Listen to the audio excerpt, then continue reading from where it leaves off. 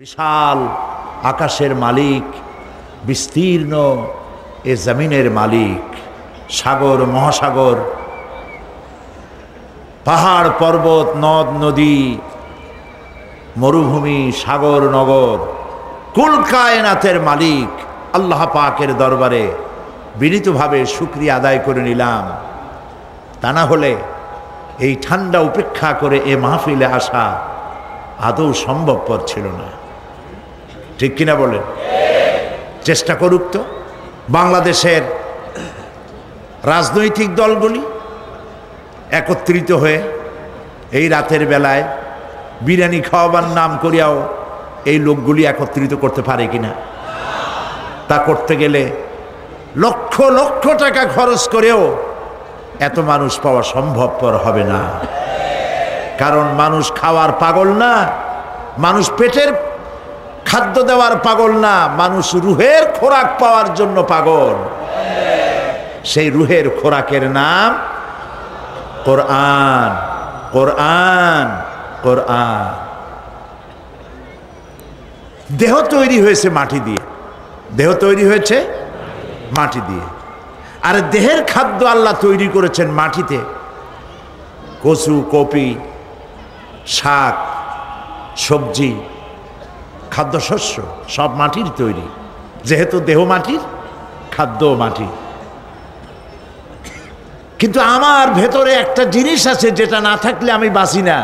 সেটার নাম কি? রূহ। কোত্থেকে এলো এই রূহ? আল্লাহ রাব্বুল আলামিন কোরআনে কারিমে বলছেন, ওয়ায়াসআলুনাকা আনির রূহ কুলির রূহু মিন আমরি রাব্বি। নবী হে, আপনাকে প্রশ্ন করা হয় রূহ কি জিনিস? বলুন, এটি আল্লাহর হুকুম, বই আর কিছুই নয়। এই যে রূহ আমার ভেতরে আছে বলে আমি বাঁচি, না থাকলে মরে যাই। এই রুহটাকে খাবার দিতে হয়। সেই রুহের খাবার কি? বিরিয়ানি, পোলাও, জর্দা, কাবাব, Chinese, any food, any fruits, কিচ্ছু না। দেহ যেহেতু তৈরি পৃথিবীর মাটি দিয়ে, তাই খাদ্য তৈরি হয়েছে পৃথিবীর মাটি দিয়ে। আর যেহেতু রূহ এই পৃথিবীর নয়, এসেছে আলমে আরওয়াহ থেকে, সেই জন্য রুহের খাদ্য পরিবেশন করেছেন আল্লাহ পাক আলমে আরওয়াহের লোহে মাহফুজ থেকে রুহের খাদ্য পেশ করে দিয়েছেন। সেই রুহের খাদ্যের নাম তেলাওয়াতে কোরআন। তেলাওয়াতে কোরআন, তেলাওয়াতে কোরআন। আলহামদুলিল্লাহ। কোরআন যেটি আপনাদের সামনে রয়েছে, এটি গতানুগতিকভাবে কোনো ধর্মগ্রন্থের নাম নয়। বেদ, বাইবেল, জিন্দাবেস্তা, ত্রিপিটক যেমন একটি ধর্মগ্রন্থের নাম, অবিকলভাবে গতানুগতিকভাবে কোরআন তেমন কোনো ধর্মগ্রন্থের নাম নয়। হিন্দু, বৌদ্ধ, খ্রিস্টান, ইহুদি যেমন ধর্মের নাম, গতানুগতিকভাবে ইসলাম তেমন কোনো ধর্মের নাম নয়। ইসলাম হচ্ছে একটি পূর্ণাঙ্গ জীবন ব্যবস্থা। ইসলামের রয়েছে নিজস্ব ইতিহাস, রয়েছে নিজস্ব ঐতিহ্য, তাহজিব, তামাদ্দুন, সংস্কৃতি। এক কথায় ইসলাম এক কালজয়ী মহান আদর্শের নাম। সুবহানাল্লাহ বলেন। আমাদের দুনিয়ায় কোনো শত্রু থাকার কথা ছিল না। লক্ষ্য করুন, খুব বেশি লক্ষ্য করে কথা শুনবেন, তাহলে বুঝতে সুবিধা হবে। আলহামদুলিল্লাহ বলেন। আমাদের পৃথিবীতে কোনো শত্রু থাকতো না যদি আমরা শুধু মসজিদ নিয়ে পড়ে থাকতাম, যদি আমরা শুধু জিকির আজগার করতে থাকতাম, যদি আমরা শুধু জসনা জলুস আর গিয়ারা শরীফের মধ্যে নিজেদেরকে লিপ্ত করে রাখতাম, আমাদের কোনো শত্রু থাকতো না। আমাদের শত্রু হলো কেন? শত্রু হয়েছে এই জন্য আমরা সাংস্কৃতিক অঙ্গনে ভাগ বসাইছি। আমরা রাজনীতির কলিজার মধ্যে হাত ঢুকিয়ে দিয়েছি, আমরা অর্থনীতি সমাজনীতির মধ্যে ঢুকে পড়েছি। আর এটা আন্দাজ ঢুকি নাই, আল্লাহ ঢুকাইছে, সুবহানাল্লাহ। তাই ওরা আমাদের শত্রু। কারা শত্রু? মাওলানা আবুল কাসেম সিফাতুল্লাহ সাহেব তার বক্তব্যের মধ্যে কিছু কথা আলোচনা করেছেন। শত্রু কারা আপনারা নিশ্চয়ই চিনে ফেলেছেন, ইতিমধ্যেই চিনেছেন না? আল্লাহ পাক বলছেন, ওয়ালান তারদা আনকাল ইয়াহুদা ওয়ালান নাসারা হাত্তা তাত্তাবিয়া মিল্লাতাহুম। ইহুদি আর খ্রিস্টানেরা কোনোদিন তোমাদের উপরে খুশি হবে না। ওয়ালান, আলেমরা বুঝবেন লান কারে কয়। ওয়ালান, কখনোই ইহুদি খ্রিস্টানেরা তোমাদের উপরে খুশি হবে না যতক্ষণ পর্যন্ত তোমরা ইহুদি আর খ্রিস্টান না হয়ে যাচ্ছ।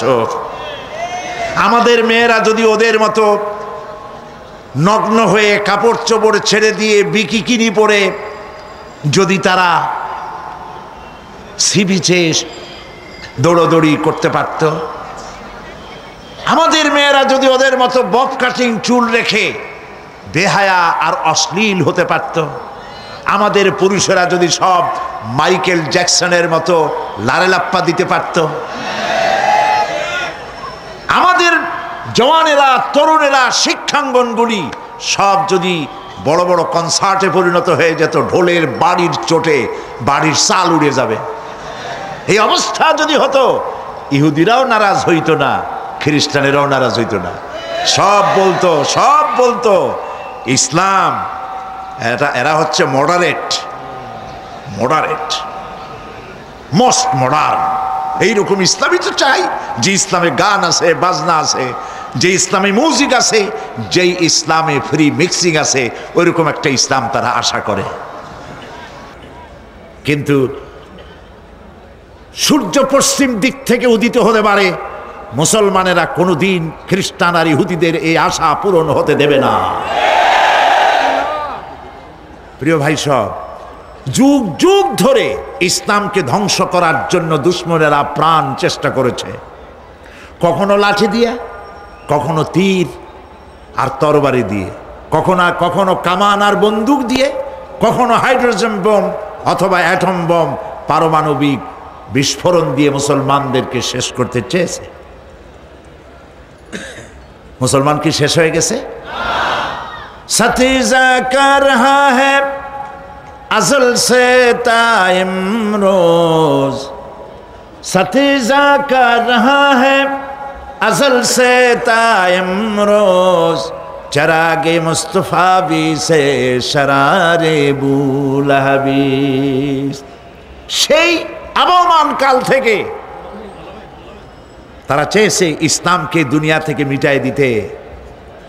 আবু জাহেল, আবুল হাবরা চেয়েছে ফু দিয়ে দ্বীনের নূরকে, ইসলামকে বিদায় করে দিতে, কিন্তু কেউ পারে নাই, ভবিষ্যতেও পারবে না। আদর্শ দিয়ে আদর্শের মোকাবেলা করতে চেয়েছে, ইসলাম কালজয়ী আদর্শ মোকাবেলা করতে চেয়েছে সমাজতন্ত্র দিয়ে, করতে চেয়েছে পুঁজিবাদ দিয়ে, করতে চেয়েছে ধর্মনিরপেক্ষ মতবাদ দিয়ে, করতে চেয়েছে নাস্তিক্যবাদ দিয়ে। কোনো বাদ দিয়েই ইসলামকে ঠেকানো সম্ভবপর হয়। রব্বানা যালামনা আনফুসানা ওয়া ইন লাম তাগফির লানা ওয়া তারহামনা লানাকুনান্না মিনাল খাসিরিন। আয় আল্লাহ রাব্বুল আলামিন, 5 দিন ব্যাপী ঐতিহাসিক তাফসীরুল কোরআন মাহফিলের আজকের এই তৃতীয় দিবসে প্রচণ্ড ঠান্ডা উপেক্ষা করে তোমার কোরআন প্রেমিক বান্দার বান্দিরা মাহফিলে হাজির হয়ে গেছে।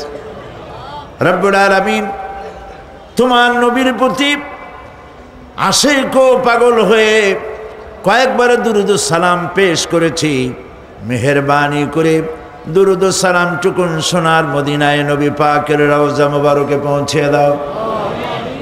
तमाम পৃথিবীর মাটির নিচে যত মুমিন মুমিনাত শুয়ে আছেন তাদের আরো আর পরে সওয়াব পৌঁছিয়ে দাও রব্বুল আলামিন। এ মাহফিলের আয়োজন যারা করেছেন আর শোনার জন্য যারা এসেছেন, কিয়ামতের দিন মুসিবতের সময় এ মাহফিল